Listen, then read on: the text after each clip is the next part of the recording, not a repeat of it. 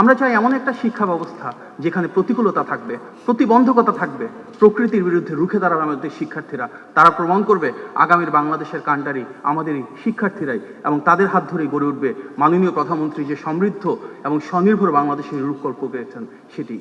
মাননীয় প্রধানমন্ত্রী দীর্ঘদিন ধরে এমন একটি বাংলাদেশের স্বপ্ন আমাদের সামনে উপস্থাপন করেছেন, সুনির্দিষ্ট এবং সুবিস্তৃত লক্ষ্য দেখিয়েছেন, যেটি আমরা নির্বাচনী পথযাত্রায় দেখেছি, যেটা দেখেছি নির্বাচনী ইশতেহারে। এবং তার একটি প্রাথমিক ধাপ হিসেবে আজকে প্রায় ৬৫,০০০ স্কুলে একসাথে আমরা বৃক্ষরোপণ করেছি, প্রায় ২ লক্ষ বৃক্ষ।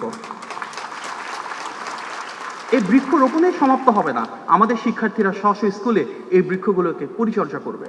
আমরা শিক্ষা ব্যবস্থা যেখানে মানবিক মূল্যবোধ থাকবে, যেখানে তারা সুনাগরিক হিসেবে গড়ে উঠবে, এবং যেখানে তাদের ভ্যালুজ এবং প্রিন্সিপালস তৈরি হবে, যার কারণেই কিন্তু তারা বাংলাদেশের যে পতাকা সে আমাদের বাংলাদেশের ভূখণ্ড ছাড়িয়ে সারা বিশ্বে প্রসারিত করবে, নিয়ে যাবে। আজকে আমাদের যে শিক্ষা ব্যবস্থা সবচেয়ে ভূমিকা ছিল শহীদ প্রেসিডেন্ট জিয়াউর রহমানের।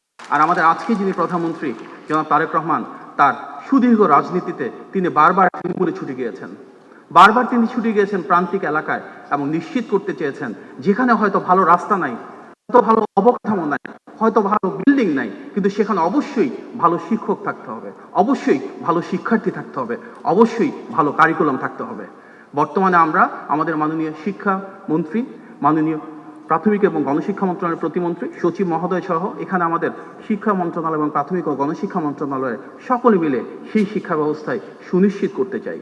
আমরা চাই আগামীর বাংলাদেশের প্রতিনিধিত্ব যারা করবেন, আগামী বাংলাদেশের নেতৃত্ব যারা দেবে, সেই শিক্ষার্থীদের যার যেই সাবজেক্ট করতে ভালো লাগে, যার যেই ফিল্ডে ভালো করতে ইচ্ছা হয়, রাষ্ট্রের দিক থেকে, সরকারের দিক থেকে আমরা সর্বোচ্চ সহযোগিতার হাত বাড়িয়ে দেব।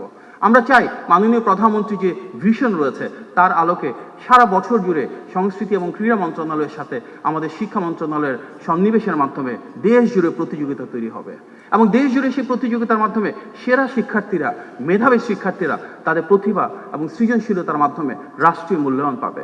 ইতিমধ্যে অত্যন্ত স্বল্প সময়ের ভিতরে আমরা ২২ লক্ষ শিক্ষার্থীর অংশগ্রহণে ইতিমধ্যে একটা ফুটবল প্রতিযোগিতার আয়োজন করেছি প্রাথমিক শিক্ষার্থীদেরকে নিয়ে। ইতিমধ্যে মাননীয় প্রধানমন্ত্রী বলেছেন সামনের দিনগুলোতে প্রাইম মিনিস্টার্স ফুটবল গোল্ড কাপের জন্য উনি আমাদেরকে পৃষ্ঠপোষকতা প্রদান করবেন। আমরা এই জন্য কৃতজ্ঞ রয়েছি।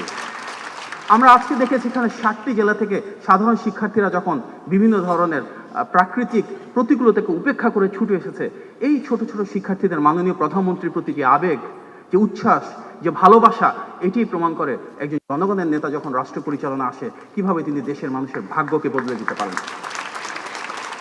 আমরা ইনশাল্লাহ মাননীয় প্রধানমন্ত্রী সেই রূপকল্প বাস্তবায়নের জন্য কাঁধে কাঁধ মিলিয়ে এবং তার হাতকে শক্তিশালী করে বাংলাদেশের বিপর্যস্ত লুণ্ঠিত শিক্ষা ব্যবস্থাকে নতুনভাবে গড়ে তুলব।